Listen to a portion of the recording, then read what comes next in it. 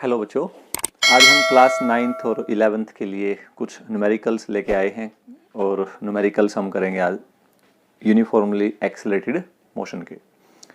बच्चों वैसे तो कितने ही न्यूमेरिकल्स आप कर लीजिए, अगर हम न्यूमेरिकल्स पे ही लेक्चर करना शुरू करें तो हम 20-25 लेक्चर इसी पे हो जाएंगे, इनके न्यूमेरिकल्स पे ही। लेकिन वो हमारा मेन पर्पज़ नहीं है। मेन पर्पज़ है कॉन्सेप्ट को समझना। प्रैक्टिस तो आपने अपने आप करनी है, जितनी ज़्यादा प्रैक्टिस करोगे उतने आप ज़्यादा मतलब फिजिक्स के नज़दीक आएंगे। ठीक है, कैसी सिचुएशन के क्वेश्चंस आप कर रहे हो। हम कोशिश करेंगे आज हम कुछ इस टाइप के क्वेश्चंस हम करके देखें जिसमें हमें थोड़ा सा आपको ये लगे कि हाँ कुछ कॉन्सेप्ट हमारा डेवलप हुआ है और आप प्रॉब्लम्स फर्दर कर सको उस पर। ठीक, आज हमारा यही काम रहेगा। हमने अभी तक यूनिफॉर्मली एक्सेलरेटेड मोशन के बारे में पढ़ा है और स्ट्रेट लाइन की मोशन के बारे में ही पढ़ा है। मैं बार बार कह रहा हूँ, ये जो लेक्चर्स हैं ये 9th और 11th के लिए दोनों के लिए इक्विवेलेंट हैं।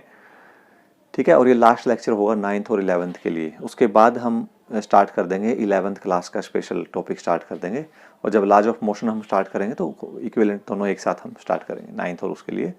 फिर उसके बाद एडवांस हम चलते जाएंगे। ठीक है, तो आज हम बच्चे से रिलेटेड कुछ प्रॉब्लम्स करते हैं। ठीक, सबसे पहले एक प्रॉब्लम है, प्रॉब्लम नंबर 1। अगर हम देखें, एक ग्राफ दे रखा है,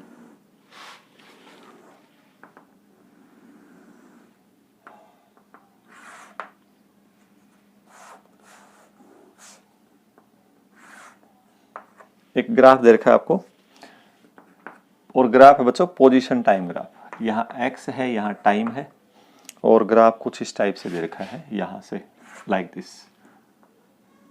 ये जो है इंटरसेप्ट दे रखा -20 सेंटीमीटर, क्योंकि ये सेंटीमीटर में दे रखी है अपने को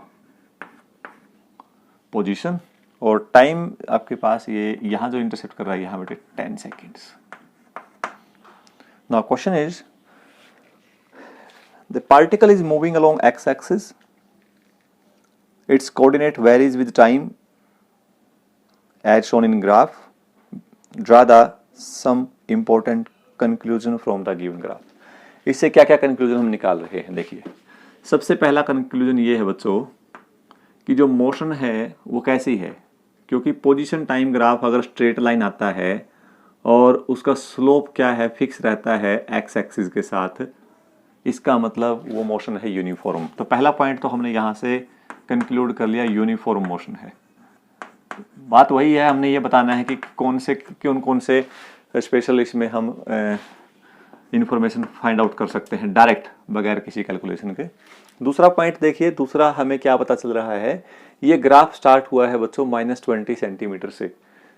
तो ये था बच्चों ओरिजिन, और ग्राफ स्टार्ट हुआ -20 से। तो मान लेते हैं ये ओरिजिन है, आप यहाँ खड़े हो।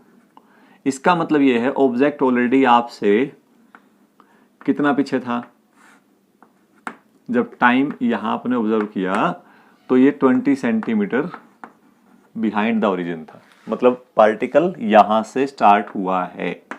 Particle did not start from origin, it starts from behind the origin. ठीक है, सेकंड थर्ड पॉइंट देखिए, अब ग्राफ से आपको पता है जब टाइम t इक्वल टू 0 हुआ, टाइम t इक्वल टू 10 हुआ, time t equal to 10 second पे, टाइम t इक्वल टू 0 पे, तो ये सिचुएशन है कि ऑब्जेक्ट आपसे 20 सेंटीमीटर पीछे है ओरिजिन से। टाइम t इक्वल टू 10 पे क्या हुआ, ये जो पोजीशन है ये कहाँ कट इंटरसेक्ट कर रहा है, टाइम एक्सिस पे, और x की वैल्यू क्या हो गई बच्चों, 0 हो गई है। किसके ऊपर हुई, 10 इक्वल टू 0 पे। It means at t equal to 10 second, t equal to 10 second, position जो होगी पार्टिकल इज एट ओरिजिन। इस केस में पार्टिकल कहां होगा बच्चों, ओरिजिन पे होगा। ये हम फाइंड आउट कर सकते हैं। क्लियर है ना, सेकंड पॉइंट। थर्ड पॉइंट देखिए, सॉरी फोर्थ पॉइंट, और हम क्या इन्फॉर्मेशन ले सकते हैं। एक इन्फॉर्मेशन मिलेगी हमें इसके स्लोप से, इसका स्लोप फाइंड आउट करो। आप कहीं से भी देखो बच्चे, देखो ये एंगल और ये एंगल सेम आएगा, तो स्लोप हम यहां से इस ज्योमेट्री से भी स्लोप निकाल सकते हैं।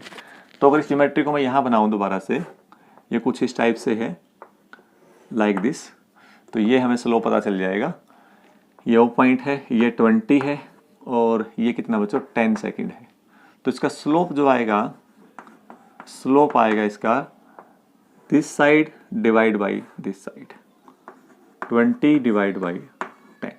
20 डिवाइड बाई 10 और ये आ जाएगा 2। और पोजीशन टाइम ग्राफ का जो स्लोप है वो बताता है बच्चों वेलोसिटी। क्या बताता है वो? वेलोसिटी बताता है। और वेलोसिटी क्या आएगी इसकी? 2 मीटर पर सेकंड आएगी। क्या आएगी बच्चों? 2 मीटर पर सेकंड। स्लोप यहां से लेकर यहां तक हर जगह स्लोप एक जैसा है। और एंगल अगर 90 से कम आता है, अगर एंगल की वैल्यू 90 डिग्री से कम रहती है, जो कोई भी लाइन एक्स एक्सिस के साथ अगर एंगल 90 से कम बनाती है, एंटी क्लॉकवाइज उसमें देखेंगे हम एंगल को, हमेशा ध्यान रखें। अगर वो 90 से कम आता है, इसका मतलब स्लोप हमेशा पॉजिटिव होगा। अगर स्लोप पॉजिटिव है, इसका मतलब वेलोसिटी क्या है बच्चों? पॉजिटिव आएगी। इसकी वेलोसिटी पॉजिटिव होगी। तो देखिए इस ग्राफ से हमने कितनी इन्फॉर्मेशन निकाल ली। पहली इन्फॉर्मेशन, दूसरी, तीसरी, ये फोर्थ है, और ये कौन सी है बच्चों? फिफ्थ। तो 5 इन्फॉर्मेशन हमने एक छोटे से ग्राफ से फाइंड आउट कर ली है। तो उम्मीद है मुझे कि आपको ये एहसास हुआ होगा कि हमारे लिए ग्राफ की क्या इंपॉर्टेंस है। ग्राफ बहुत इंपॉर्टेंस रखेंगे आपके लिए पूरे के पूरे काइनेमेटिक्स के अंदर। आप देखना, एक ग्राफ की जो फीलिंग जब तक आपको अच्छे से नहीं आएगी तब तक बच्चे आप जो है क्वेश्चन को आसानी से फाइंड आउट या सोल्व आउट नहीं कर पाएंगे। पहला क्वेश्चन था। दूसरा क्वेश्चन एक सिचुएशनल सा क्वेश्चन है, मैं वैसे बोल रहा हूं। आपने क्या किया? एक बॉल को ऊपर से ड्रॉप कर दिया, एक बॉल को, ठीक है। और वो बॉल जमीन पे टकराई और टकरा के उसी स्पीड से वापस आई जिस स्पीड से वो टकराई थी, ठीक है ना। मान लिया जैसे एक बॉल मैंने यहां से ड्रॉप की, बॉल ड्रॉप करते हुए बॉल जैसे ग्राउंड पे पड़ी तो उसकी स्पीड 20 मीटर पर सेकंड थी। इमीडिएटली टकरा के वापस उछल के आई 20 मीटर पर सेकंड से। तो कहता है उसका एक्सेलरेशन टाइम ग्राफ ड्रा करो, उसका स्पीड टाइम ग्राफ ड्रा करो, उसका वेलोसिटी टाइम ग्राफ ड्रा करो। क्वेश्चन समझ में आ गया ना। तो हम एक फ्री फॉल का केस कर रहे हैं बच्चों। फ्री फॉल है कहां से है? एक पर्टिकुलर हाइट से है। तो इस मान ली यहां से एक ऑब्जेक्ट स्टार्ट किया तो इसकी इनिशियल स्पीड क्या होगी? 0 होगी, ठीक। तो फ्री फॉल है और हम जो ये नीचे की तरफ आ रहा है, तो आपको पता है जब बॉडी नीचे आ रही है तो एक्सेलरेट होती हुई आएगी, तो उसका एक्सेलरेशन क्या होगा? पॉजिटिव होगा, ठीक है। और जब वो टकरा के वापस जाएगी तो उसका एक्सेलरेशन क्या होगा बच्चों? नेगेटिव होगा, फिर नेगेटिव हो जाएगा। तो एक्सेलरेशन टाइम ग्राफ क्या आएगा? जब यहां से यहां तक का टाइम उसने मान लिया बच्चों t लिया, कोई हवा नहीं है, किसी प्रकार का रेजिस्टेंस नहीं है, तो टकरा के उसी हाइट पे वापस जाएगी, सेम जिस हाइट से छोड़ा उसी हाइट पे वापस आ जाएगी। तो एयर रेजिस्टेंस नहीं है किसी टाइप का। तो इसका मतलब क्या होगा? यहां अगर इसका ग्राफ ड्रा करेंगे, आप ध्यान से देखो, अब इसका अगर मैं ग्राफ, ये पॉइंट O है, तो ग्राफ कैसे आएगा इसका? एक्सेलरेशन टाइम ग्राफ ड्रा करते हैं। तो टी टाइम आने का और टी जाने का। तो पहले टी टाइम में हमारा एक्सेलरेशन रहा बेटा पॉजिटिव। क्या रहा बच्चे? पॉजिटिव। कितने टाइम तक रहा? टी टाइम तक, क्योंकि यूनिफॉर्मली एक्सेलरेटेड मोशन है। फ्री फॉल का एग्जांपल मैं पहले भी बता चुका हूं आपको। यूनिफॉर्मली एक्सेलरेटेड है तो ग्राफ कैसा आएगा? बिल्कुल टाइम एक्सिस के पैरेलल आएगा एक्सेलरेशन टाइम ग्राफ, क्योंकि एक्सेलरेशन क्या रहेगा? हमेशा कांस्टेंट रहेगा।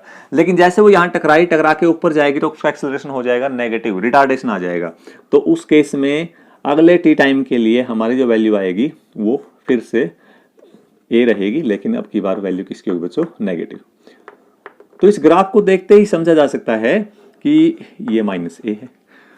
तो पहले जिस रेट से वो एक्सेलरेट हो रहा था, अब बच्चे क्या हुआ? उसी रेट से क्या होगा? वो रिटार्ड होगा, उसी रेट से रिटार्ड होगा। तो इस टाइप से हम इसको फाइंड आउट कर सकते हैं। ये तो हो गया AT ग्राफ। अब बनाना है इसका VT ग्राफ। पहले हम स्पीड टाइम ग्राफ बनाएंगे बच्चों। स्पीड टाइम ग्राफ, यहां टाइम है और यहां स्पीड है, और यहां क्या है? यहां स्पीड, और यहां क्या दिखाएंगे? टाइम। तो इसका ग्राफ कैसे आएगा? एक्सेलरेशन कांस्टेंट है, इनिशियली रेस्ट से ड्रॉप किया है, तो वेलोसिटी अब लगातार बढ़ेगी, ये स्पीड लगातार बढ़ेगी, बिल्कुल बढ़ेगी, लगातार स्पीड बढ़ेगी, इस पॉइंट तक लगातार स्पीड बढ़ेगी बच्चों, इसके कोरस्पॉन्डिंग। उसके बाद एक्सेलरेशन क्या हो गया? नेगेटिव, रिटार्डेशन आ गया। रिटार्डेशन आएगा तो अब स्पीड क्या हो करेगी? लगातार घटेगी। जिस रेट से बढ़ रही थी उसी रेट से घटेगी। तो ये जो एंगल इस तरह से दिखाओगे आप, ये एंगल और ये एंगल बच्चों सेम आना चाहिए, क्योंकि ये क्या बता रहा है? ये जो स्लोप है, वेलोसिटी टाइम ग्राफ का स्लोप क्या बताएगा? एक्सेलरेशन बताएगा। आगे न्यूमेरिकल जब हम करेंगे उसमें बताऊंगा, कहीं और जगह भी आएगी बात। अगला केस है velocity time graph. What is velocity time graph? How velocity time graph you draw? यहां v है, यहां टाइम है। अब की बार वेलोसिटी है, तो शुरुआत में तो बच्चे क्या है, यहां से ऊपर से गया, वेलोसिटी लगातार क्या कर रही है, इंक्रीज कर रही है। तो इसको हम ऐसे दिखा देंगे, लगातार इंक्रीज कर रही है यहां, ठीक है। जब वो ग्राउंड पे पड़ा, ग्राउंड पे मैक्सिमम स्पीड होगी उसकी, ठीक है। जब वो ग्राउंड पे टकराए, टकराने के बाद ऊपर आएगा, टकराने के बाद ऊपर आएगा, उसकी वेलोसिटी डिक्रीज करेगी, वेलोसिटी डिक्रीज करेगी, लेकिन वेलोसिटी की डायरेक्शन भी चेंज हो गई है। ये बड़ा इंपॉर्टेंट पॉइंट है। तो इसके कोरस्पॉन्डिंग जैसे एकदम से वो ग्राउंड पे हिट करेगा तो इमीडिएटली उसकी डायरेक्शन चेंज हो जाएगी।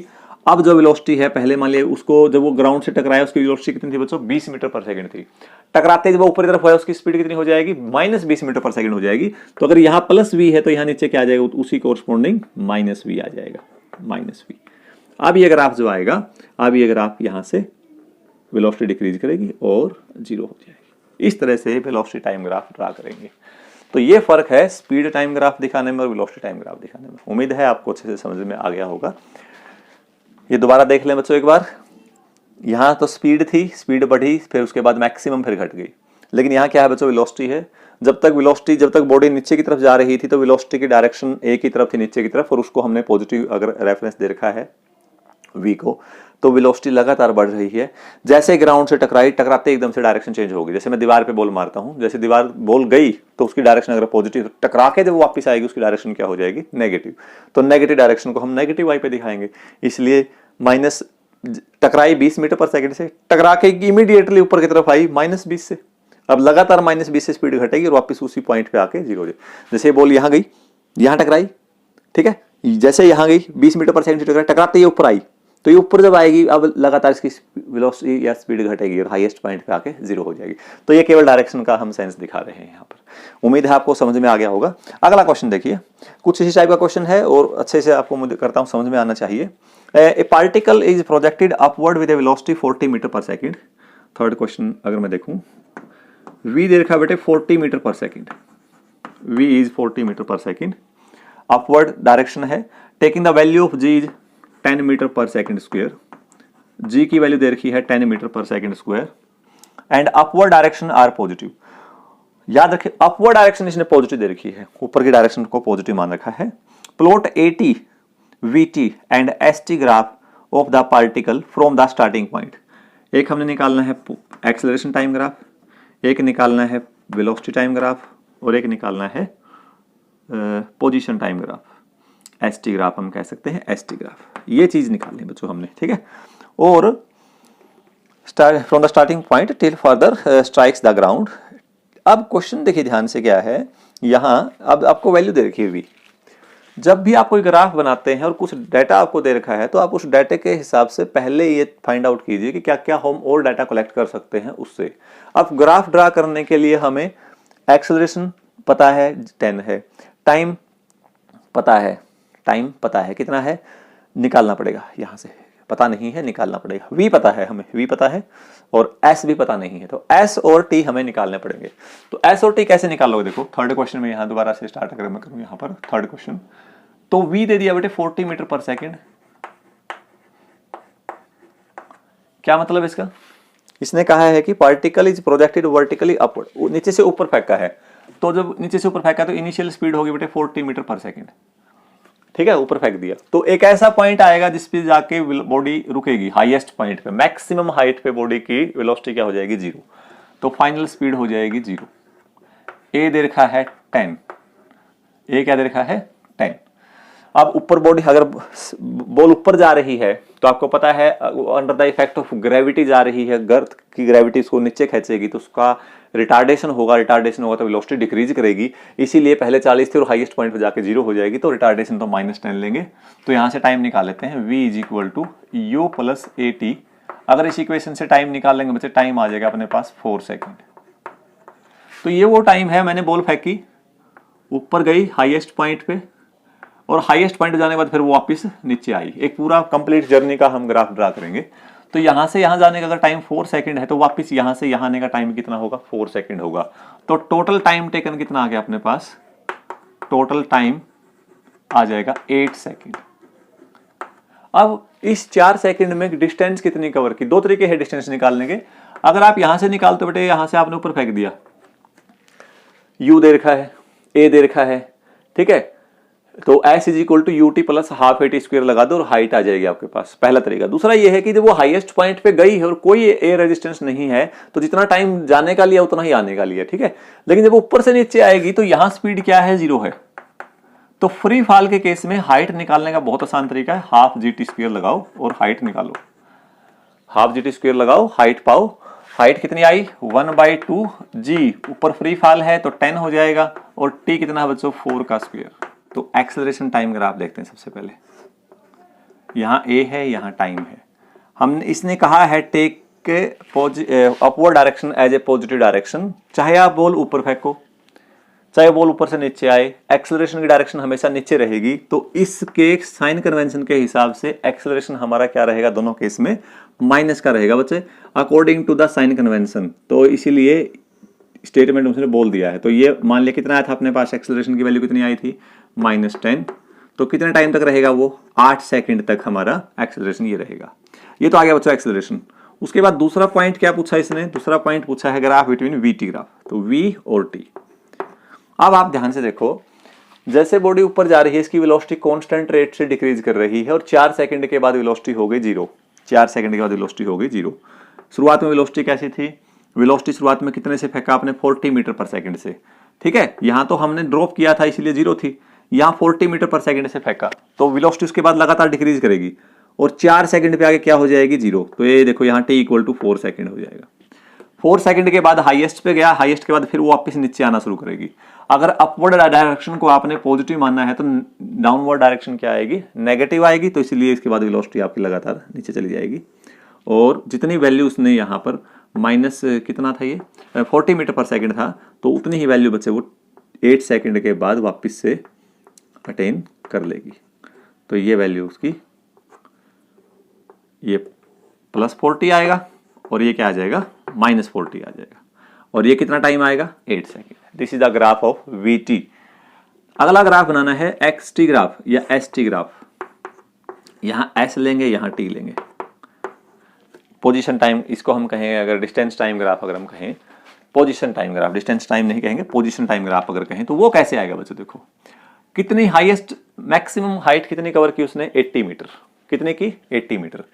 और डिस्टेंस आपको पता है, देखो डिस्टेंस जैसे जैसे आप बॉल ऊपर जाएगी, ध्यान से समझें इसको, जैसे जैसे बॉल ऊपर जाएगी वैसे वैसे उसकी स्पीड जो है घटती जा रही है।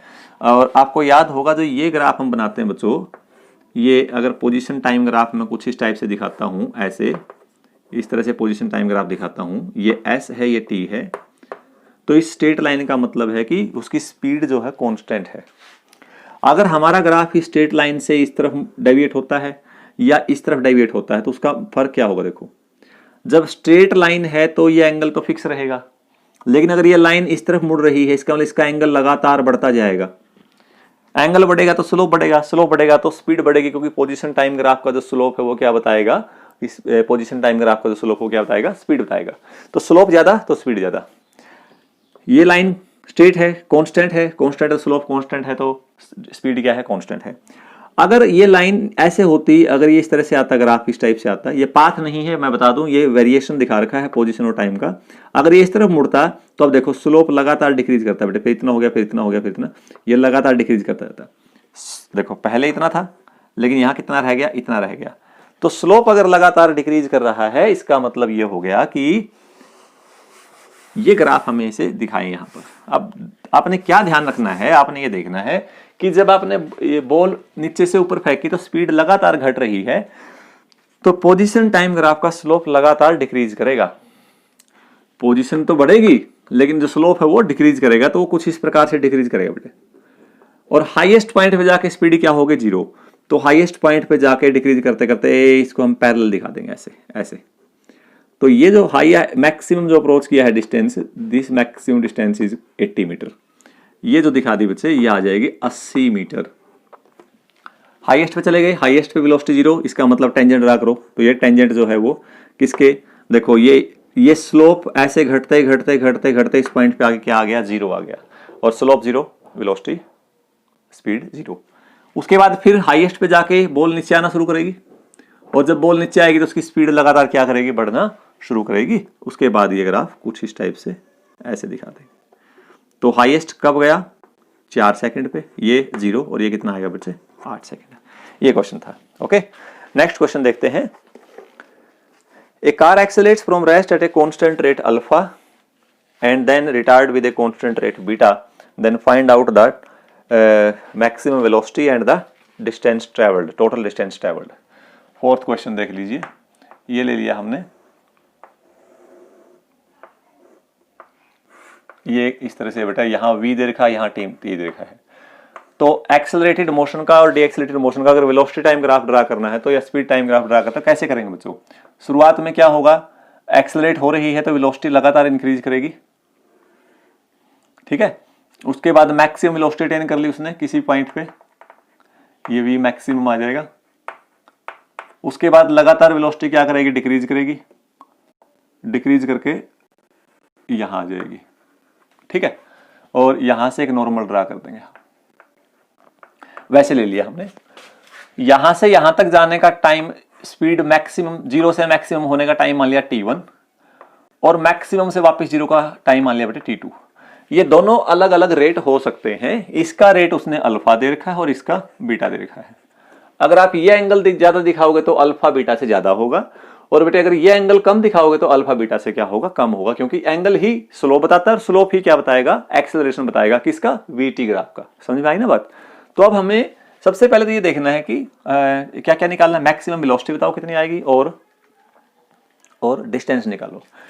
तो टोटल टाइम कितना हो गया अपने पास, टोटल टाइम आ गया बच्चों t1 plus t2, this is the total time, ये टोटल टाइम आ गया। अब इस स्लोप से देखो, इसका स्लोप निकालो। ये लाइन क्या रिप्रेजेंट कर रही है, v मैक्सिमम को, this is v maximum divide by t1। तो ये लाइन डिवाइड बाय ये लाइन क्या आएगा, स्लोप, और स्लोप क्या बताएगा, एक्सेलरेशन। तो पहले सेगमेंट का स्लोप जिसको अल्फा लिखेंगे वो आएगा बच्चे v maximum divide by t1।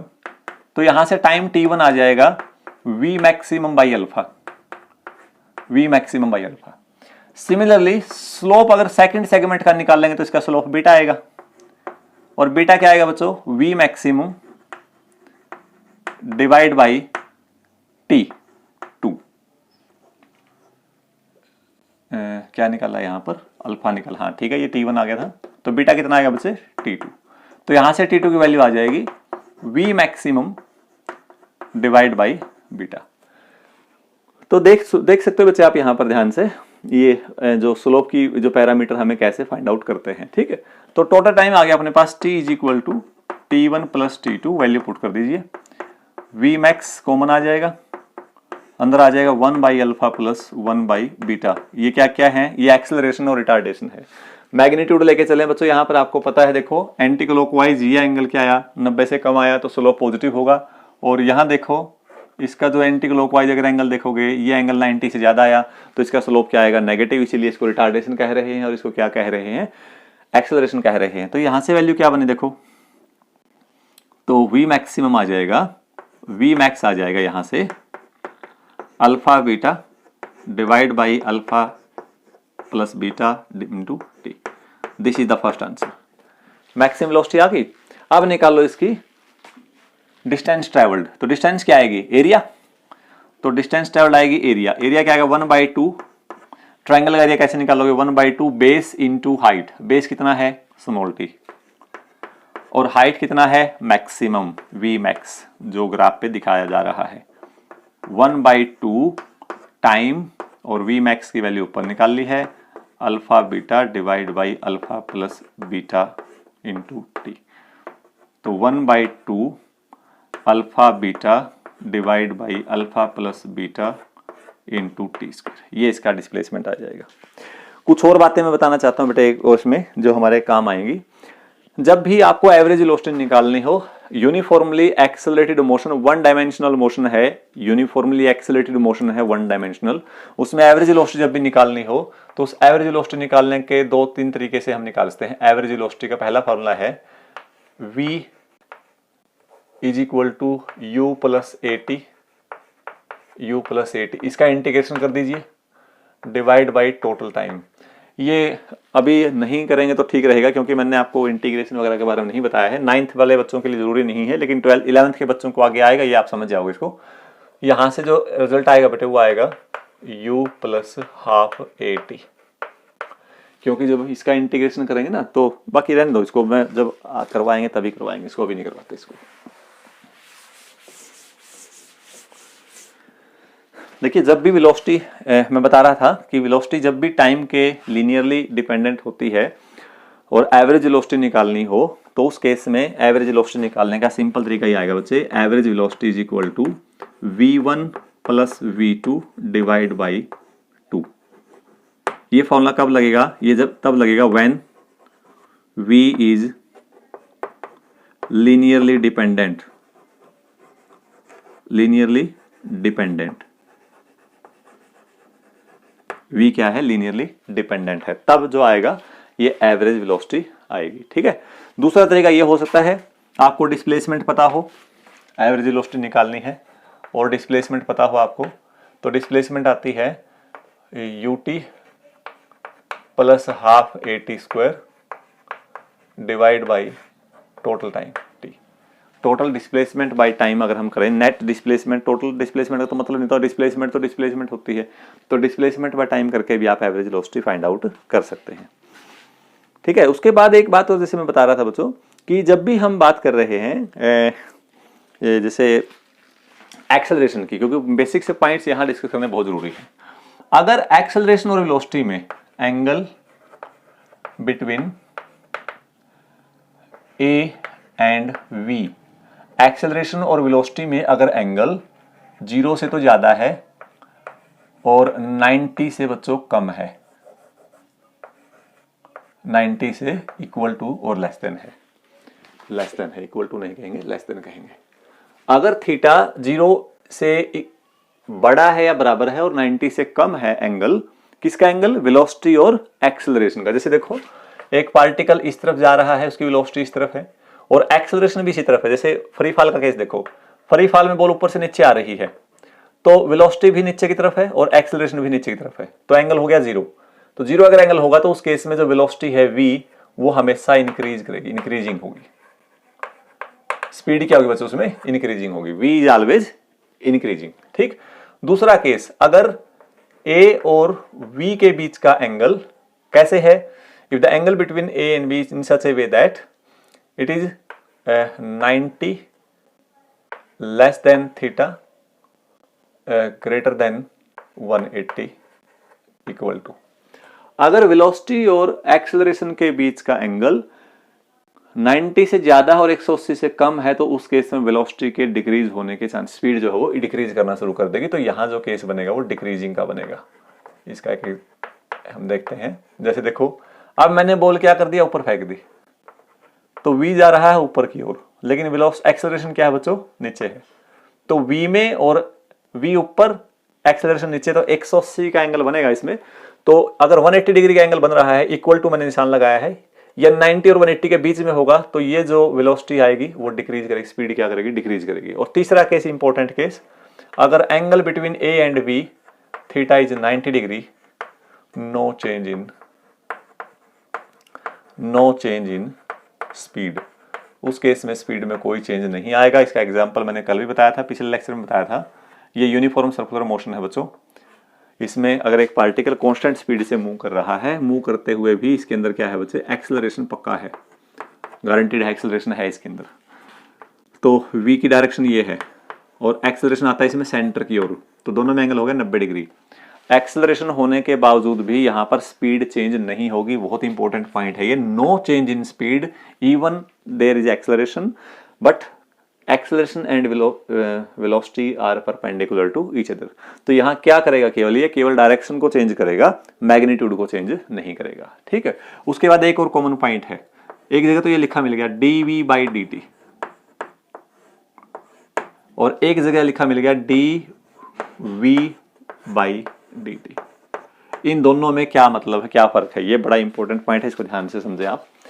v जो है ये वेलोसिटी है, v क्या है बच्चों, वेलोसिटी है, तो dv बाई dt का मतलब है सीधा सा rate of change of velocity, rate of change of velocity, this is the meaning of dv/dt। मेरी बात समझे? लेकिन इसका मतलब क्या है, यह है वेलोसिटी का मैग्नीट्यूड। ये जो साइन है बच्चों, ये जो हमने ऐसे लगा दिया, ये मैग्नीट्यूड को बताता है। किसको बताता है? ये मैग्नीट्यूड को बताता है। तो इसको आप ये भी कह सकते हो rate of change of velocity. तो हम इसको लिखेंगे मैग्नीट्यूड ऑफ पहले मैग्नीट्यूड ना, magnitude of rate of change of velocity. ठीक है, और इसको क्या लिखेंगे? इसको लिखेंगे rate of change of magnitude of velocity. बड़ा इंपॉर्टेंट पॉइंट है भाई। कई बार देखने में ऐसा लगता है कि जी बात तो कुछ ही नहीं, वही टाइम पास कर रहे हो आप, एक ही तो बात बोल रहे हो। बच्चों एक बात नहीं है, magnitude of rate of change of velocity, यानी पहले वेलोसिटी का रेट ऑफ चेंज निकाला, फिर उसका मैग्नीट्यूड लिया है। Rate of change of magnitude of velocity, पहले वेलोसिटी का मैग्नीट्यूड था, उसका हमने क्या निकाला? रेट ऑफ चेंज निकाला। और मैग्नीट्यूड ऑफ वेलोसिटी को हम क्या बोलते हैं? स्पीड बोलते हैं। तो इसको सीधी सी भाषा में हम rate of change of speed कह सकते हैं। Rate of change of speed कहेंगे। समझ में आई मेरी बात? अब ये क्या दोनों एक बात है? बिल्कुल नहीं है, दोनों अलग अलग बातें हैं। एक केस में अलग हो सकती है, अगर स्ट्रेट लाइन मोशन है, स्ट्रेट लाइन मोशन है, बिल्कुल स्ट्रेट लाइन मोशन है, इस तरफ जा रहा है पार्टिकल ऐसे, यहां से इस तरफ ऐसे, उस सिचुएशन में दोनों का मैग्नीट्यूड सेम आएगा। लेकिन अगर मोशन स्ट्रेट लाइन नहीं है तो दोनों जरूरी नहीं है बराबर होंगे। इसका एग्जांपल देखो, अब जैसे यूनिफॉर्म सर्कुलर मोशन का केस लिया बेटे, इस केस के लिए एग्जांपल ध्यान से देखिए, इस केस के लिए dv/dt 0 नहीं है, बट dv मैग्नीट्यूड जो लिया है ये क्या है? 0 है, क्योंकि यहां स्पीड का चेंज नहीं है, स्पीड टाइम के साथ चेंज नहीं हो रही है, तो rate of change of speed क्या है? इसका 0 है। लेकिन rate of magnitude of rate of change of velocity 0 नहीं है। This is the major difference between the two. तो उम्मीद है बच्चों आपको ये पॉइंट अच्छे से समझ में आ गया होगा। इसके बाद आगे अगर हम देखें, एक क्वेश्चन और देखिए बच्चे, उसके बाद हम थोड़ा इसको फिर बाइंड अप करते हैं। एक पॉइंट और मैं बता देता हूं, उसके बाद हम क्वेश्चन देख लेते हैं। From an elevating point a stone is projected vertically upward when the stone reaches distance below A, एक डिस्टेंस h पे चला गया, its velocity is doubled of what it was at a height h above, show that the greatest height is 5h/3। तो इसको अगर हम देखें, यहां कर लेते हैं इसकी जगह,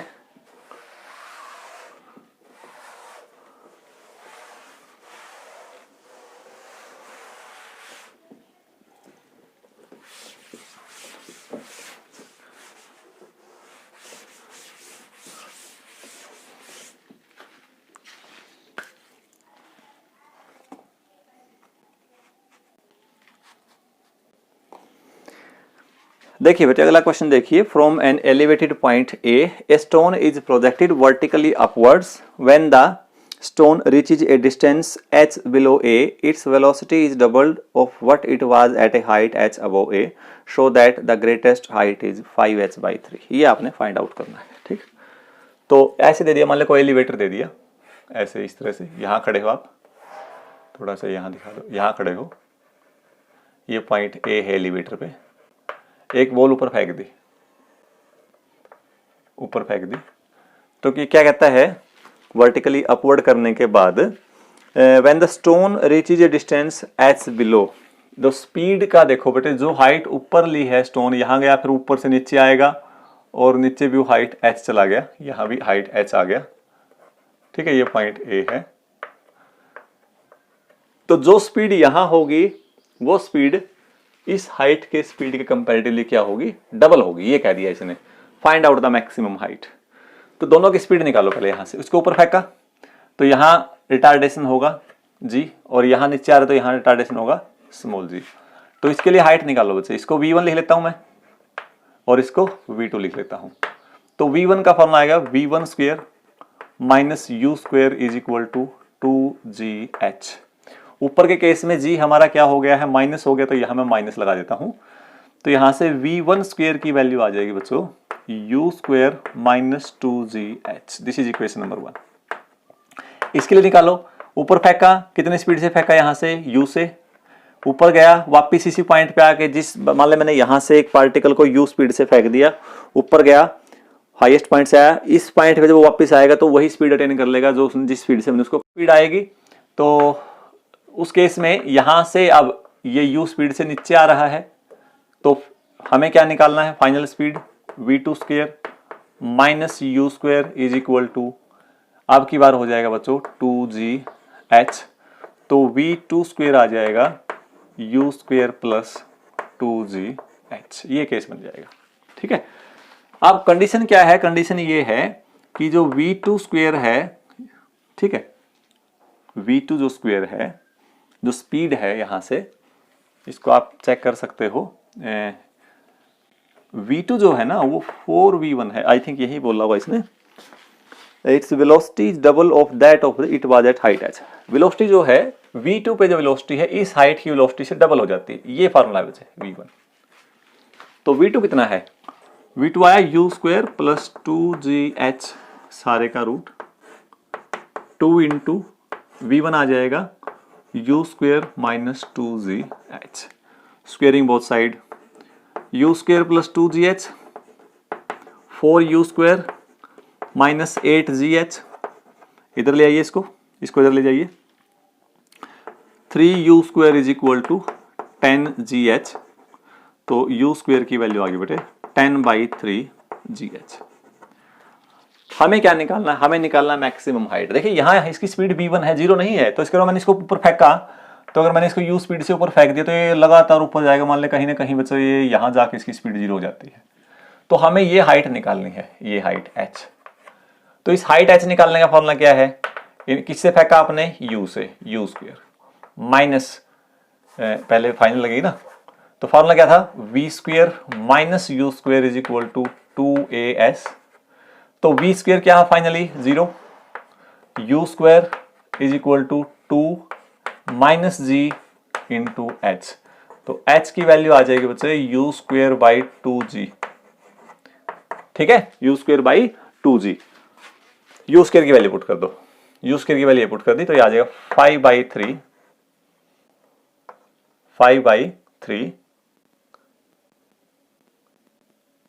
u स्क्वायर की वैल्यू कितनी आई वैसे, हाँ ये आ जाएगा, ये आपका आंसर आ जाएगा। मैक्सिमम हाइट, जो हाइट उसने बता रखी थी हमें, कोई हाइट थी हमें नहीं पता क्या थी, उसका 5/3 टाइम्स आएगी। ओके, ये था। एक बात और आप ध्यान रखिए, जब न्यूमेरिकल करते हैं बहुत आसान क्वेश्चन बन जाता है कई बार। मान लेते हैं एक बॉल आपने नीचे से फेंकी, इस बॉल की स्पीड थी कुछ और ये यहां चला गया हाईएस्ट पॉइंट पे, ठीक है, जब हाईएस्ट पे होगा इसकी स्पीड 0 होगी, 0 होने के बाद ये यहां से वापस नीचे आएगा, फिर नीचे की तरफ आएगा। आपसे पूछ लिया जब मैंने किसी बॉल को ऊपर फेंका तो बताइए उसकी लास्ट सेकंड में डिस्टेंस कितनी कवर की उसने, distance travelled in last second कैसे निकाल लोगे, इसके दो तरीके थे। एक तरीका हम पहले बता चुका हूं आपको मैं कि मान ले यहां से यहां तक का टाइम ले लिया बेटे उसने 4 सेकंड यहां से यहां जाने का, तो हमें निकालना 4th सेकंड में कितनी डिस्टेंस आएगी, 4th सेकंड के अंदर, 4 सेकंड में नहीं, 4th सेकंड में, चौथे सेकंड में कितनी डिस्टेंस आएगी। तो क्या करोगे, 4 सेकंड की डिस्टेंस निकालो, फिर यहां 3 सेकंड में कितना गया होगा वो निकालो, 4 सेकंड की डिस्टेंस में से 3 सेकंड की डिस्टेंस अगर हटा देंगे तो किसकी डिस्टेंस आ जाएगी, वो 4th सेकंड की आ जाएगी। स्ट्रेट लाइन है, 1 डायमेंशन है, एक ही डायरेक्शन में मोशन है, तो डिस्टेंस और डिस्प्लेसमेंट बराबर होंगे। ठीक है, एक तो ये तरीका था। दूसरा तरीका बहुत आसान है इसका, देखो यहां हाईएस्ट पॉइंट पे चला गया, आपको पता हाईएस्ट पे जाने के बाद वापस भी आएगा, तो कहता लास्ट सेकंड की डिस्टेंस निकालने का एक आसान तरीका ये है कि आप क्या निकाल दो, फ्री फॉल के केस में पहले सेकंड की डिस्टेंस निकाल दो। फ्री फॉल के केस में पहले सेकंड की डिस्टेंस जो निकाल लोगे इस फॉर्मूले से, मान ले कहता 10th सेकंड ही निकालो, 4th सेकंड ही निकालो, तो 4th सेकंड मतलब यहां अंतिम 1 सेकंड की निकालनी है। टोटल जिसकी जर्नी 4 सेकंड की थी, तो लास्ट के 1 सेकंड में कितना डिस्टेंस कवर किया ये निकालना था। तो यहां अगर बच्चे ये लगाओगे आप, तो या तो ये तरीका लगाओगे 4 सेकंड की लगाओगे, फिर उसमें से 3 की घटाओगे, या तरीका ये है कि लास्ट के सेकंड की डिस्टेंस निकालने का एक आसान तरीका ये है कि फ्री फॉल का केस लेके कर लो, फाइनली स्पीड 0 होगी। वहां से जब वहां से ऊपर नीचे की तरफ आएगा तो इनिशियल स्पीड 0, कितने सेकंड निकालनी है, 1 सेकंड निकालनी है, हाफ जी टी स्क्वायर यहां वैल्यू पुट कर दो। तो distance travelled in the last second of the journey when we throw a ball in upward direction, then it's distance traveled in last second is equal to distance traveled by the same body in the first second of the free falling case.